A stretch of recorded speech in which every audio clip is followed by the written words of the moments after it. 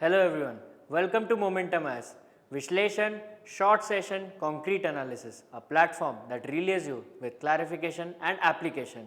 And इस session में हम लोग कंटिन्यू करेंगे एग्रीकल्चर एंड फूड मैनेजमेंट पे. So let's begin.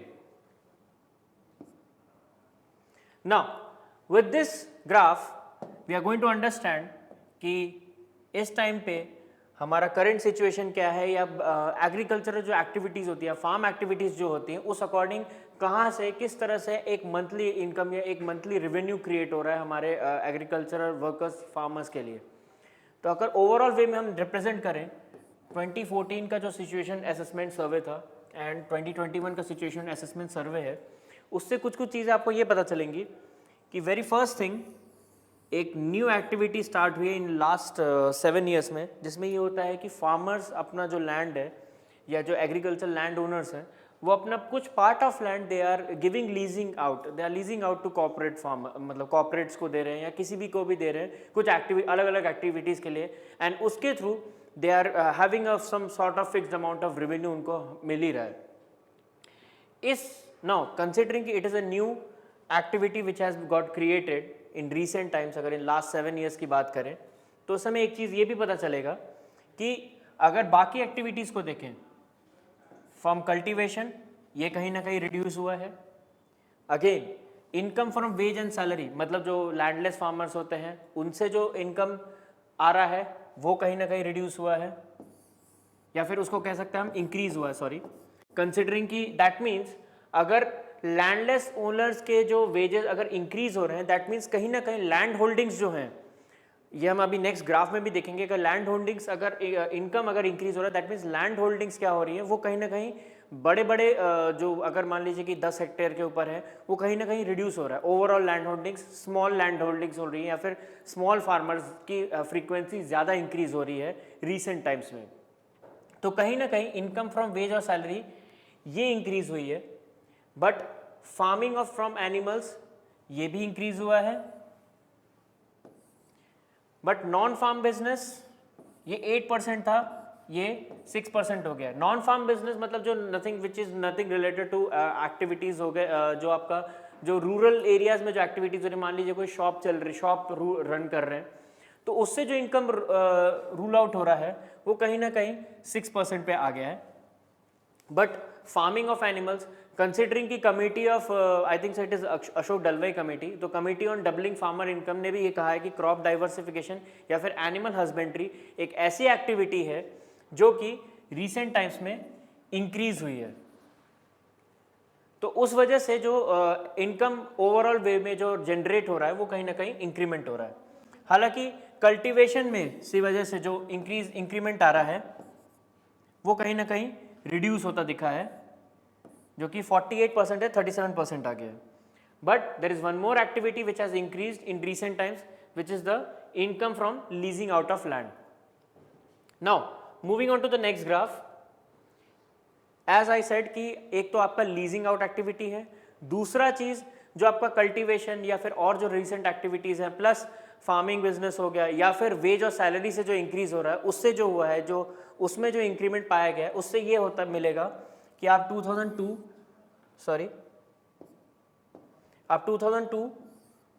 2012 एंड 2018-19 के अराउंड का अगर ओवरऑल फिगर्स देखें तो आपको एक चीज दिखेगा कि जो small and medium marginal farmers हैं उनके जो लैंड होल्डिंग्स हैं वो ज़्यादा इंक्रीज हुई हैं. Maybe it can be कि एग्रीकल्चरल लॉसेस ज़्यादा हैं रीसेंट टाइम्स में, लोग इसे as a sort of source देखते हैं कि अपना part of land they sell out and accordingly they generate a part of revenue.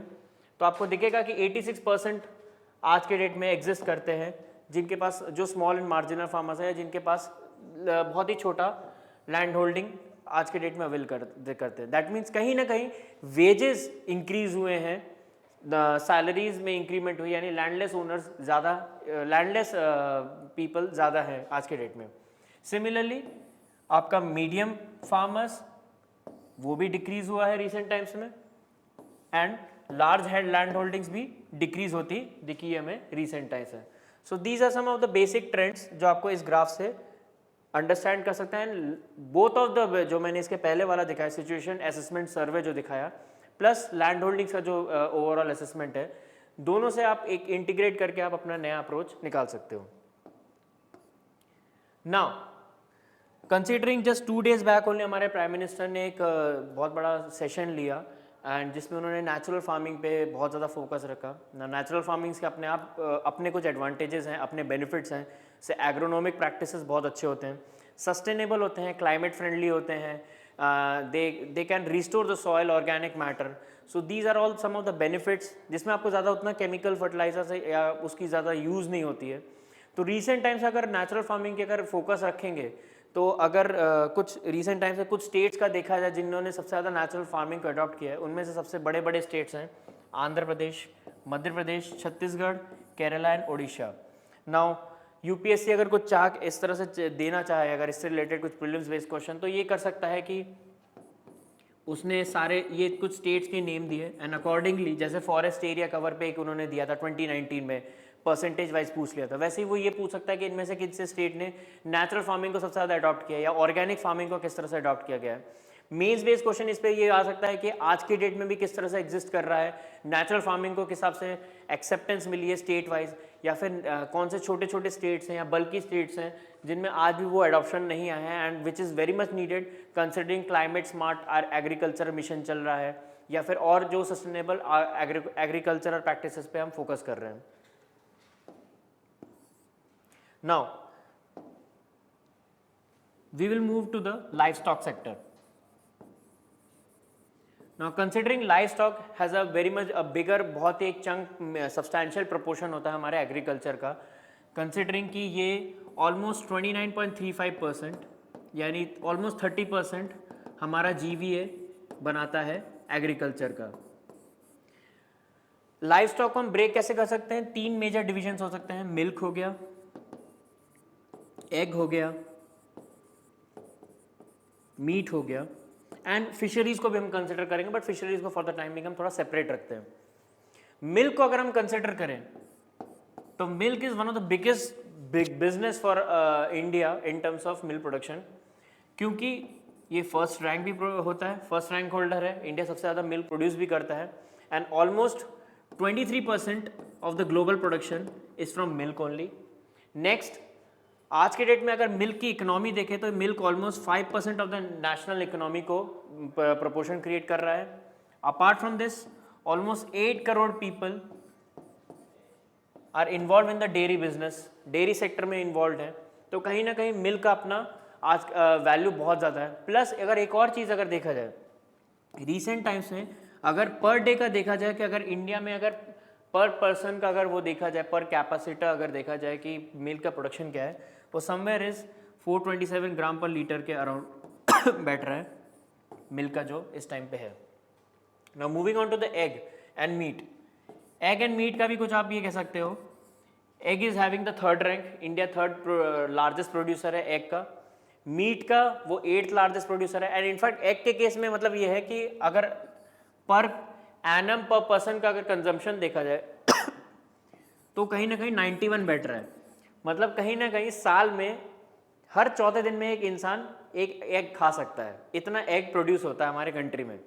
मतलब 4 दिन में एक अंडा ज़रूर खाना चाहिए. और जैसे कहते हैं ना संडे हो या मंडे वाली चीज़, वो कॉन्सेप्ट यहाँ पे ज़रूर लागू होती है.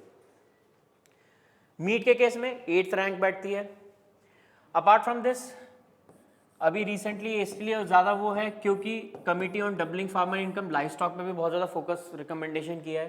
प्लस ये आपका animal husbandry infrastructure fund create हुआ है, इंफ्रास्ट्रक्चर डेवलपमेंट फंड, जो कि अराउंड आपका 15,000 करोड़ का पैकेज है, जिसपे गवर्नमेंट ऑलमोस्ट 3% सबवेंशन दे रही है and 25% of the credit guarantee भी ये प्रोवाइड कर रही है आज के डेट में. सेंट्रल गवर्नमेंट का ये मैं डेटा बता रहा हूँ. एनिमल हस्बेंड्री का मेन फोकस क्या क्या है, जैसे कि अगर कोल्ड स्टोरेज बनाने का है, देन आपका मीट प्रोसेसिंग के इंफ्रास्ट्रक्चर डेवलप करने का है, देन वैल्यू चेन क्रिएट करने का है. ये सारे चीज़ें animal husbandry infrastructure development fund में आ जाएगा. Moving to the fisheries.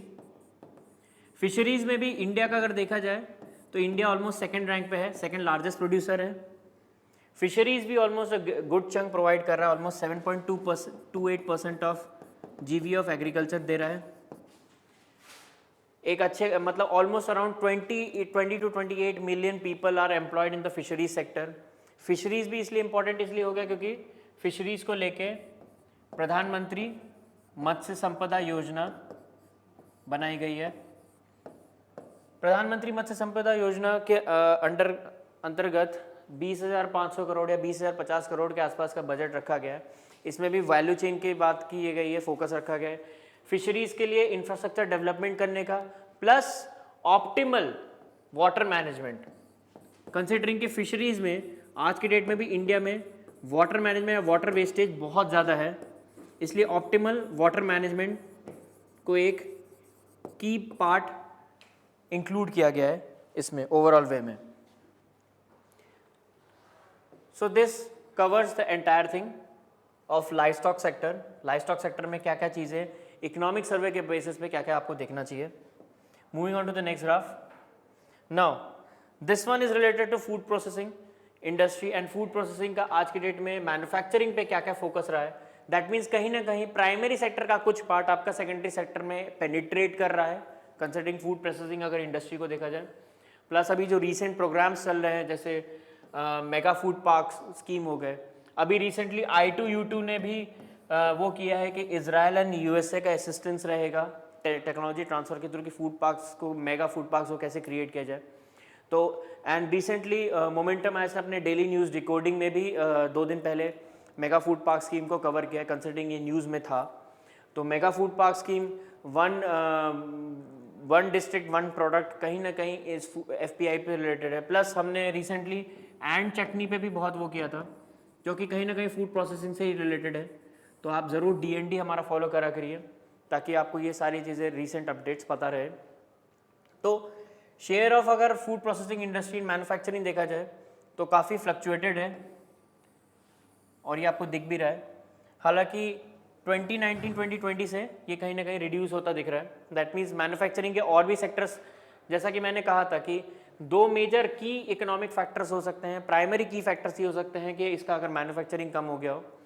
एक तो कि अगर इसका कंट्रीब्यूशन मैन्युफैक्चरिंग में रिड्यूस कर गया हो, या फिर बाकियों का कंट्रीब्यूशन इतना इंक्रीज कर गया कि ओवरऑल वे में इसका रिड्यूस कर गया है। बाकी और की फैक्टर्स भी हो सकते हैं कंसिडरिंग कोविड था तो फूड प्रोसेसिंग को भी थोड़ा सा हॉल्ट पे में भी रखा गया हो। तो ये कुछ की फैक्टर्स हो सकते हैं जो फूड प्रोसेसिंग पे बात करें। But food processing is very much important topic considering आपका मेंस एग्जाम्स के पर्सपेक्टिव से। Moving to the next graph. Now next is mechanization की बात करें अगर कंसिडरिंग अगर हम फूड प्रोसेसिंग की बात करें तो हमें मैकेनाइजेशन की बात करनी पड़ेगी जो कि दैट मीन्स फार्म मैकेनाइजेशन की। फार्म मैकेनाइजेशन मतलब जितना आप मशीन्स को यूज़ कर रहे हैं कल्टीवेशन हार्वेस्टिंग इन सब के लिए। तो मैकेनाइजेशन के हिसाब से अगर देखा जाए तो नाबार्ड की एक रिपोर्ट है 2018 की जिसमें उन्होंने कहा है कि आज के डेट में भी जो मैकेनाइजेशन है ये इतना ज़्यादा एक्सेप्टेंस में नहीं आया इंडिया में and somewhere it sets around 40 to 45%। Now this 40 to 45% is pretty much बहुत ज़्यादा होलिस्टिक पिक्चर है। आपको अगर ब्रेक डाउन करना है अगर एग्रीकल्चर में मैकेनाइजेशन कहाँ कहाँ यूज़ हो रहा है वो भी मैं आपको दिखाता हूँ। जैसे मान लीजिए कि सबसे पहले सीड बेड का प्रिपरेशन अगर है, जो अलग अलग स्टेजेस होते हैं एग्रीकल्चर के या फिर हार्वेस्टिंग से सोइंग से हार्वेस्टिंग तक के। नेक्स्ट आपका सोइंग हो गया या ट्रांसप्लांटिंग हो गया। देन आपका हो गया इंटरकल्चर हो गया, यानी intermediate stage between sowing and this harvesting. Then आपका हार्वेस्टिंग हो गया। अगर इनका ब्रेक डाउन करके हम देखें कि मैकेनाइजेशन किस लेवल पे एक्सेप्टेंस आया है तो somewhere it sits around 70% for this seed bed preparation. Sowing में ये ऑलमोस्ट हाफ हो जाता है 38%। इंटरकल्चर में सबसे कम है 30% एंड हार्वेस्टिंग में 31%। तो मे बी अगर यूपीएससी कल के डेट में पूछना चाहे, मेंस बेस्ड क्वेश्चन देना चाहे या फिर अगर प्रीलिम्स बेस्ड क्वेश्चन इस पर रेस करना चाहे कि सीड बेस्ड प्रिपरेशन या अलग अलग स्टेजेस का नेम देखे कि इनमें से किस में सबसे ज़्यादा हाईएस्ट मैकेनाइजेशन प्रैक्टिस है तो आप उस अकॉर्डिंग बता भी सकते हैं। या फिर अगर इनमें ये पूछ लिया कि क्रोनोलॉजिकली या फिर इंक्रीजिंग ऑर्डर या डिक्रीजिंग ऑर्डर में बताया जाए तो वो भी उस अकॉर्डिंग पूछा जा सकता है। मेंस बेस्ड क्वेश्चन में आप ये भी बता सकते हैं कि आज के डेट में मैकेनाइजेशन का क्या हालत है, किस तरह से चल रहा है। वो चीज़ उसका उस अकॉर्डिंग बता सकते हैं। अपार्ट फ्रॉम दिस मैकेनाइजेशन के लिए आप रिसेंटली बहुत सारे प्रोग्राम्स लाए गए हैं, जैसे एक फार्म्स ऐप है, तो यूपीएससी ये भी पूछ सकता है farms term recently in the news is related to, it is mainly related to agriculture mechanization. ये एक ऐप है जिसके थ्रू एग्रीकल्चर फार्मर्स जो हैं वो रेंट पे मशीन्स टूल्स और ये सब रेंट पे लेके अपना यूज़ करके वापस कर सकते हैं। प्लस आपका रिसेंटली जब हम स्टबल बर्निंग और ये सारी चीज़ें चल रही थी, वहाँ पे भी कुछ कुछ ऐप्स बनाए गए, या फिर जो CHCs होते हैं हमारे कॉमन हायरिंग सेंटर्स, जिसके थ्रू हम ये सब रेंट पे ले सकते हैं। तो जैसे हैप्पी सीडर टेक्नोलॉजी थी, जो एक ट्रैक्टर पे माउंट करके एक अगर हैप्पी सीडर टेक्नोलॉजी लगाया जाए, वो आप रेंट में भी CHC से ले सकते हैं। तो ये सारी चीज़ें मैकेनाइजेशन को रिप्रेजेंट करते हैं, मैकेनाइजेशन के पेनिट्रेशन को बताता है कि कंट्री में किस तरह से। तो मैंने आपको वही चीज़ बताया कि प्रीलिम्स के पर्सपेक्टिव से क्या क्या आ सकता है, या फिर मेंस के पर्सपेक्टिव से क्या आ सकता है, एंड ओवरऑल मेंस के लेवल पे आप क्या क्या चीज़ें बता सकते हो डेटा वाइज, किस तरह से अपने आंसर को एनरिच कर सकते हो। Now moving on to the next graph.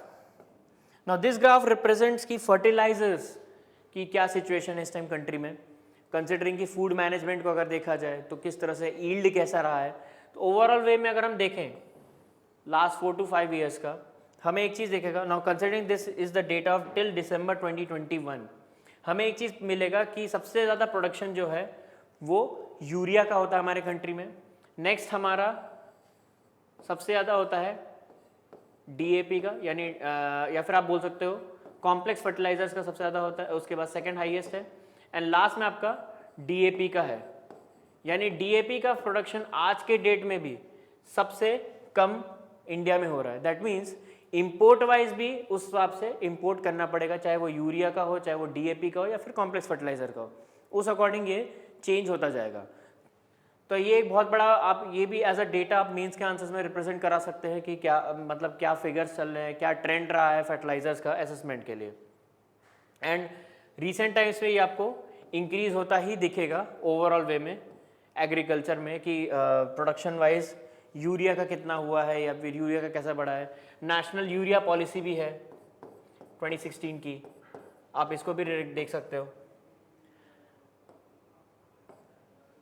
So with this we end this session, and for more programs you can explore our website with www.momentumice.com, or you can check out our YouTube channel for more other videos. Thank you so much.